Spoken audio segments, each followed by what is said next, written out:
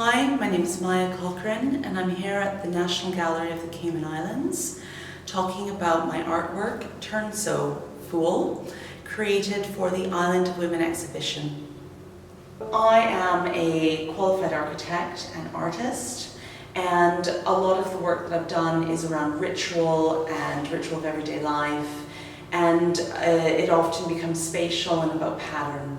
So what I have done is I've looked at the brief, which was about life for women and their ability to be resilient and for resilience, ingenuity, mend, make do with what they had and come together as a community.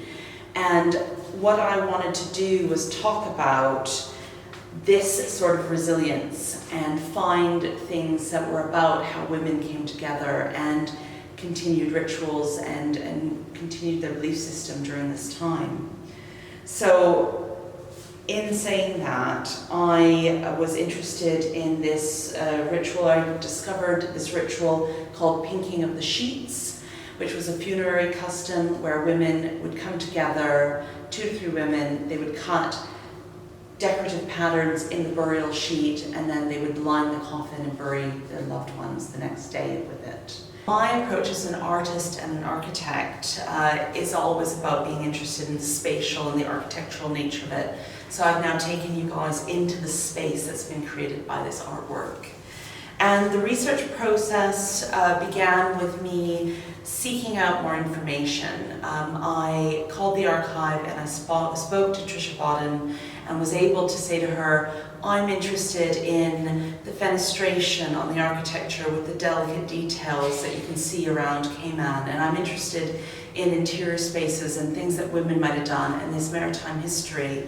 And she gave me a number of things I could look at, but said, come to the archive. And in the archive, I went to the glossary definitions and began to look at one oral history in particular and look through all of the resources she put in front of me, but discovered the glossary definition for something called the pinking of the sheets, which was this funerary custom where women came together, they cut shapes into the sheets, stars, diamonds, crosses, hearts, and then it lined the coffin. And I began to develop an interest in this and wanted to learn more about what happened and what it was. There's no visual evidence of this process, and there's no particular resource for it. So I began to look through 18 oral histories, and while looking through these oral histories, I took notes, and in a 100-page oral history, I would find a passage that may have just mentioned it. And most of the time, these women were saying, it was so pretty.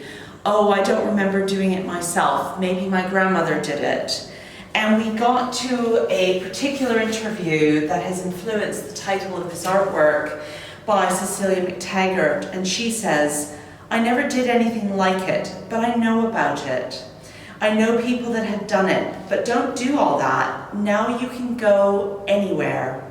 And the oral historian, Heather McLaughlin, says, don't do that anymore. And Cecilia says, and yet, you can go as long as you've got money. You can get anything you want. And Heather McLaughlin says, yes. And she says, and that's why Cayman turn so fool.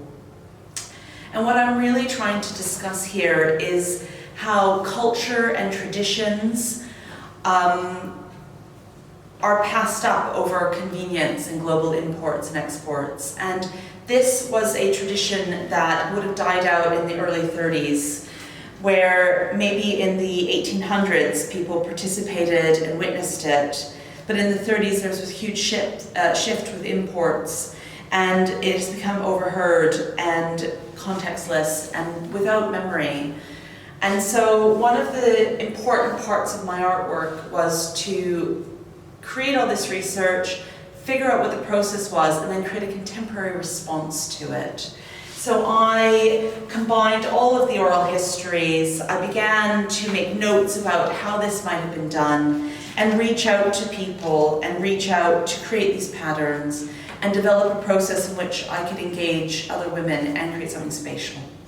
So after taking all of my research, I developed a process by which I was going to do this work. And there's 4 parts to the exhibition. The first part is coming from my practice as an architect, where I wanted to look at the machine-made and the contemporary response of pattern making. And I laser cut a piece of cotton very precisely, considering the folding techniques that may have been employed during handmade creation. And I wanted specifically to talk spatially about it and look at the shadows that are being created. I always felt that this piece was in then relation to another piece that is more about the hand cut and the handmade. And I insisted with this piece here that it was always cut communally. So I started off by creating the scalloped edges in a workshop here at the National Gallery. It was about passing on skills to women, making it contemporary. And we cut these scallops and then we began to process the corners. And in that time, I would sit and I would read some quotes from the oral history, and then we would pack up and I would collect the pieces that fell and put them in a bag. And then I would go and engage other women of all ages and of multiple nationalities actually. And I would sit down with them and I would show them the process of cutting a heart or a cross or a diamond flower, and I would talk to them about what inspired them. Sometimes it was talk about loss, sometimes it was talk about funerals, sometimes it was talk about longing for culture. And then the piece evolved. And I think what was so amazing is there are a lot of pieces in here where people were worried about making mistakes, and I didn't know what it was going to look like in the end. But if I move to the left, you'll now be able to see the beautiful intricate patterns that were created by individuals and how they interrelate and come together, and also the delicate spatial nature of it. And what's very interesting is, both pieces are very beautiful in their own right, but it's that machine-made, handmade, global import, global export, and the notion of community. All of this work was also then put into a hand-sewn book, which I have and have made available digitally to everybody. And I took pieces, and in order to honor all of the different areas in Cayman where people cut the work and all of the people in oral histories, I went to the different areas around Cayman and I cut the work and I did installation photos to honor this work there. And I'm encouraging everyone to kind of take this upon themselves and place their own photos and their own things in the environment.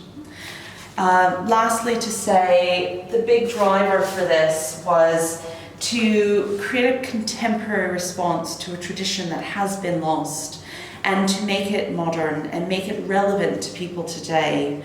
And I want to modernize this and bring relevance for people who live here in Cayman. And like many oral histories, once something gets passed on, it evolves and changes and becomes current. And I hope through this spatial installation, it has become a space in which people can come and reflect and take their own inspiration from it.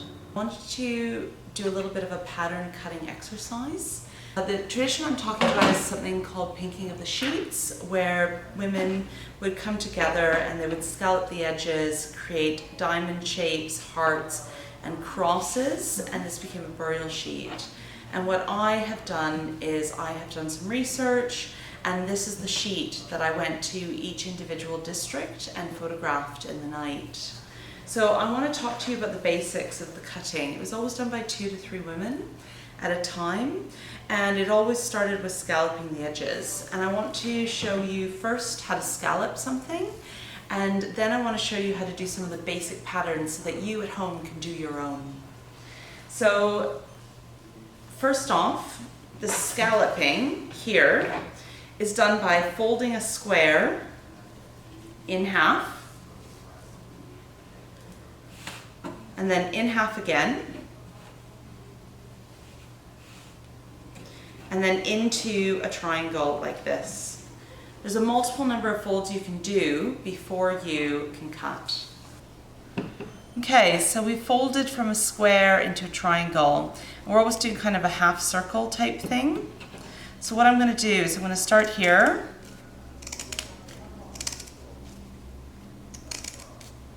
And I'm going to cut into this. And then as you open it, you'll start to see here's a little bit of a scallop. Probably not scalloped enough, so you could always kind of refold, reconsider.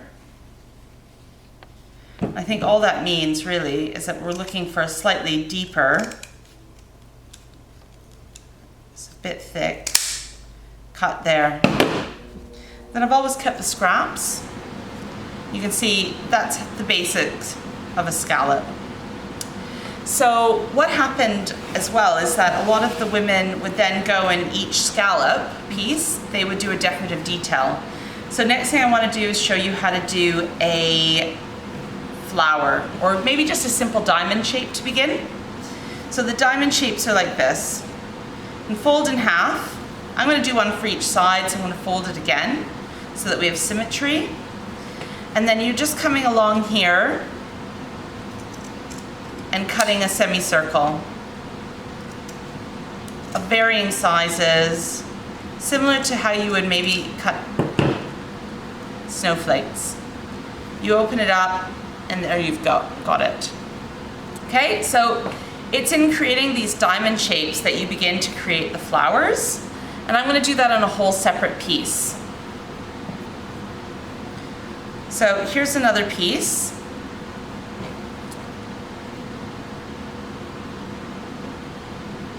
And I'm going to create the diamond right in the middle. So what I've done is this. I'm folding in half, and I always hold and cut this edge first because it's more difficult to hold. So we're going to do a diamond shape there. And then we're going to take the other corner and we're going to do a diamond shape there.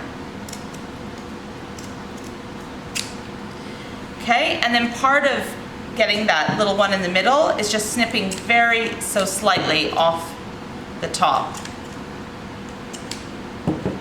I'm using pinking shears that would have been done with dressmakers. And now you can see you have this perfect flower shape.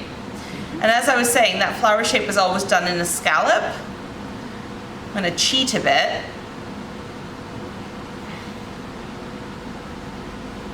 And let me see, just need to think about how that works.